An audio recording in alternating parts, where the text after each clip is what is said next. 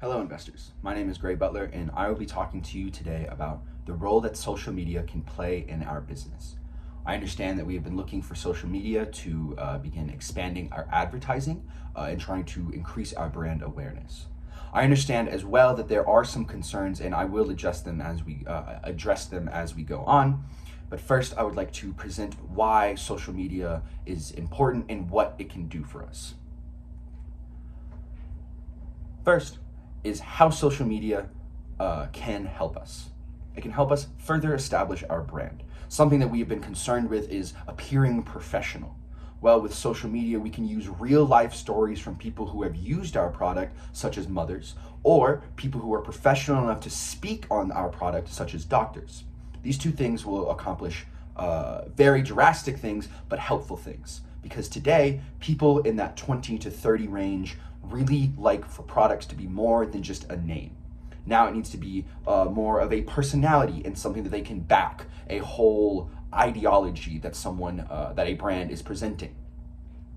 With these mothers and these doctors, it can make us look human as well as professional.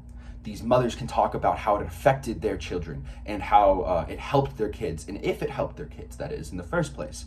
How easy it was to find the product, how expensive it was, how consistent it was, the pricing, how consistent the pricing was, how often they took it, and just their personal stories. The doctors can make us appear professional.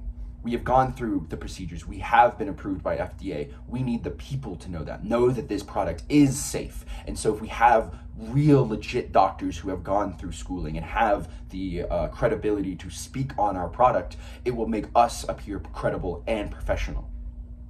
Now, secondly is the affordability. Previously, we have been using a pay-per-click strategy with some fairly poor results. One of the complaints that we had was that people are not looking for a solution to a problem that they don't know exists.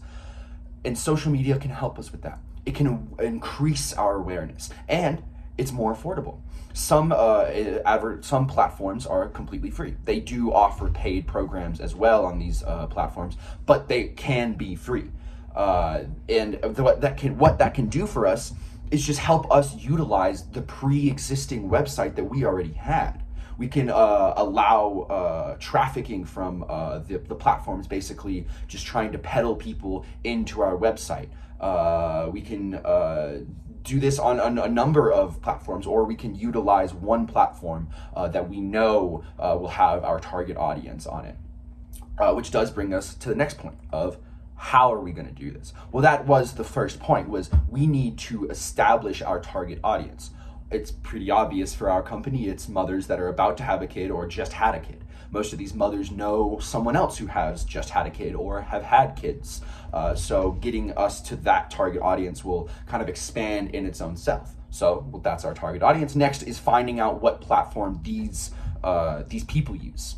Our target audience, what are they using? What are they frequenting? What websites are they frequenting? What influencers do they listen to the most? Is there a certain influencer that talks about baby products that a lot of them listen to? Because that would be an important person to talk to first. Next would be starting to define our type of content. If we are talking about mothers and newborn kids, that we would probably be centering family-friendly type content, or from a very professional standpoint. It would be important to kind of give us our own guidelines to follow, to have consistent and important messaging without repeating the same thing over and over and over again. And then finally, we just start measuring our results and using the analytics that are provided on these different platforms will help us be able to adjust our strategy going forward. Using these analytics, knowing this certain post had more interaction than the other post, so let's start mirroring that post or see what worked on that post and what hasn't been working on our other ones, so we can begin to analyze and shift and change. Now, I understand that there are concerns that media could lead to inaccurate information. A very small percentage of people actually see the posts, and finally, that social media is not a place for child health or important information. I would like to address the last one first, that there have reports of 16 to 20% of people in the 25 to 34 age range go to social media first to get their news. So they're not even turning the news on anymore, or reading articles or papers. They're going to social media to check first.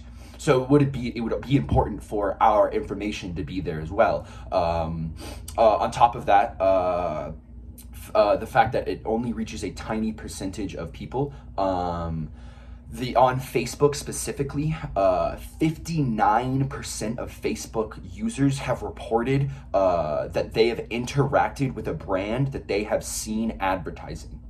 So even if we are reaching a smaller percentage, that payoff would be that we are getting a much larger interaction rate than previous. And that interaction rate would just kind of snowball itself. And if Facebook is your initial concern, Instagram actually does their advertises pretty unbiased and try to target the right people.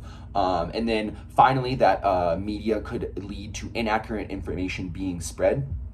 The important thing would be starting to define what misinformation really is. We need to start using fact-checking information, start fact-checking all of our information that we're putting out on our website, as well as on Instagram posts. Every post should be fact-checked to make sure that the information is accurate, as well as equipping our employees with what misinformation looks like and how that can affect our company. The other one would be if it's coming from an outside source, which is probably what the main concern was, rather than coming from the inside. The way that we can combat that was with our branding that I was talking about in the first in the first slides. If we appear professional and credible, if we have doctors in real life stories that are talking about that, it is hard to combat that with misinformation when we have a mountain of information. It makes them look rather small compared to our constant credibility, our constant reassurance, our constant personal as well as professional stories, our certifications, our consistent messaging. All of these things would help combat that misinformation from ever starting in the first place, because we are consistent.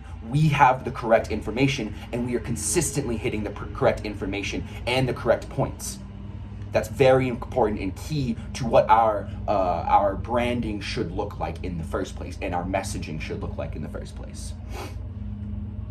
Now, these were how I believe that that social media will be able to assist our brand and increase our advertisement by establishing a brand and appearing more human, by effectively analyzing and using cheaper sources to know if we are reaching our target audience or if we are getting our information out at all.